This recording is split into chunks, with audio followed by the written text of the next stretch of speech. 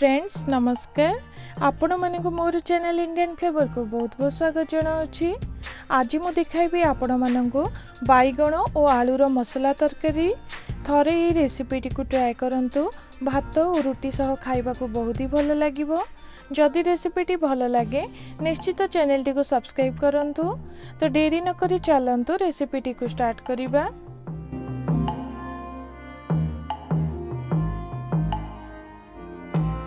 एठी मो दुईटे बैगण को पतला पतला काटी नेछि और पानी रे भिजाई रखिछि। एठी गोटे आलू को लंबा लंबा करी काटी नेछि। प्रथम गोटे पैन को मीडियम हीट रे गरम करी सेथिरे किछि तेल को देबी। तेलटी हल्का गरम होई आसिलानी। प्रथमे सेथिरे आलू को नै टिके बादामी रंग हेला जाय भाजी नेबी।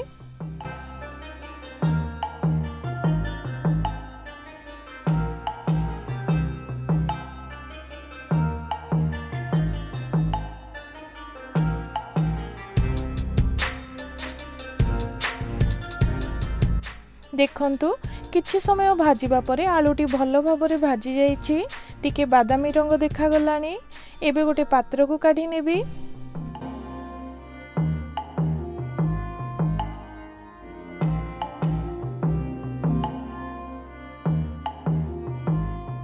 एबे काटी रखिथिबा बैगण सबु को नेबी।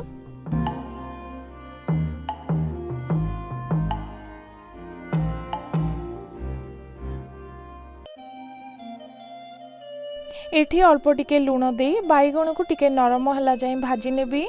फ्रेंड्स लूण को ऐड करिबा द्वारा बैगणटी आउ अलणा लागिबो नाही, बहुत ही सुंदर टेस्ट आसीबो।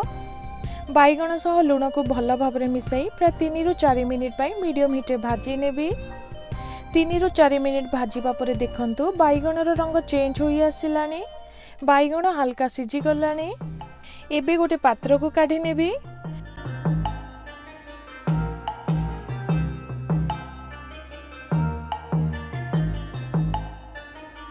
फ्रेंड्स चलंतु एबे तरकारी स्टार्ट करिबा। प्रथमे गोटे पैन रे प्राय 3 चम्मच तेल को गरम करिबी।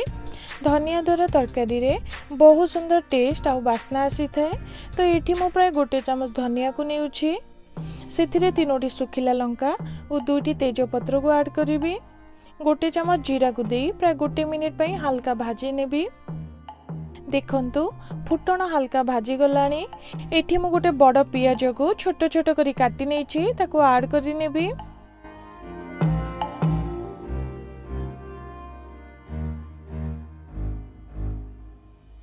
दुईटी कंचा लंका को छोट छोट करी काटी सेथिरे मिसाई नबा।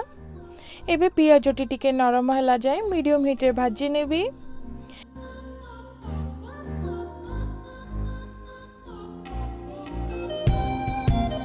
किछि समय भाजीबा परे देखंतु पियाज भल भाबरे भाजी जाइछि ओ टिके नरम होई आसिलानी। एबे सेथिरे 2 चम्मच अदा रसुन रो पेस्ट को दबा और प्राय 2 रु 3 मिनिट पई टिके गंध गला जाय भाजी नेबी।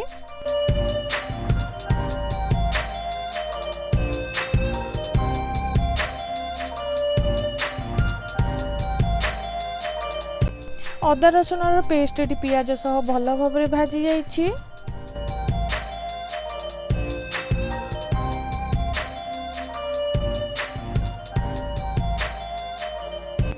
एबे 2टी टमाटो को प्यूरी करी सेथिरे मिसाई नेबी।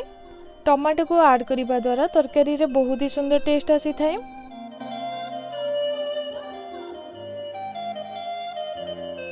टमाटो रे एबे सुखिला मसला सब को नबा। स्वाद अनुसार सेथिरे लूण को देई भल भाबरे मिसाई नेउछि।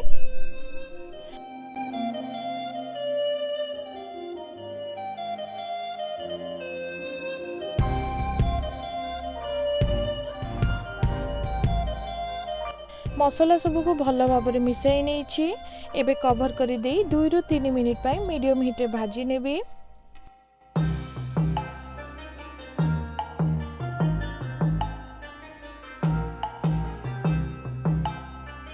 देखंतु किछि समय भाजीबा परे मसला रो तेल बाहरिबा स्टार्ट करि सारिलानी।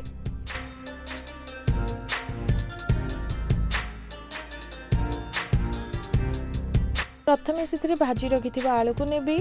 मसला सह भल भाबरे मिसाई 2 रु 3 मिनिट पई भाजी नेबी, जहा द्वारा आलूटी भल भाबरे सिझी जिवो।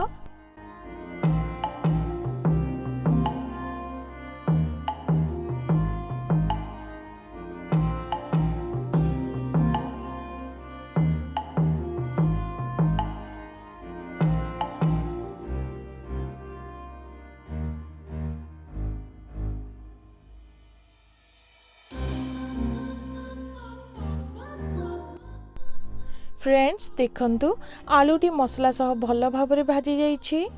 एबे सेथिरे बाइगण को मिसाई नबा।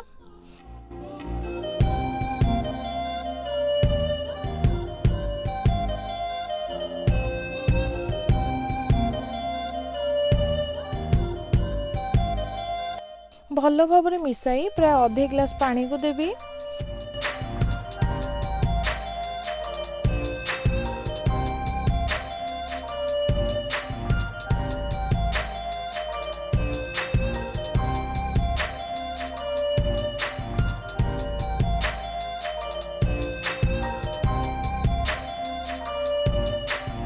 स्वाद पई आधे चम्मच गरम मसला को देबी और भल भाबरे मिसाई पुणी थरे 3 मिनिट पई रांधी नेबी।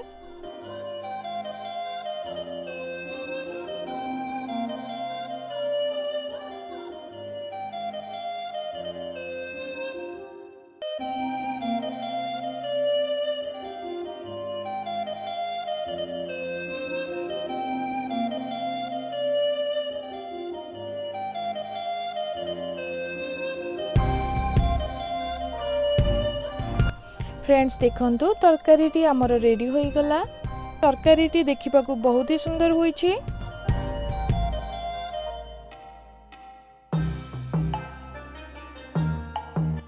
एबे सेथिरे अल्प टिके धनिया पत्र दबा। आपण माने एही रेसिपीटी को निश्चित ट्राई करंतु। भात और रुटी सहित खाइबे बहुत ही भल लागिबो। आशा करूछि आजिर रेसिपीटी आपण मानको भल लागिथिबो। मोर नेक्स्ट वीडियो पाई मोर चैनल टी को सब्सक्राइब करने को भूलंतु नहीं। रहुछि मोर वीडियो टी को देखिथिबारु आपण मानकु बहुत बहुत धन्यवाद।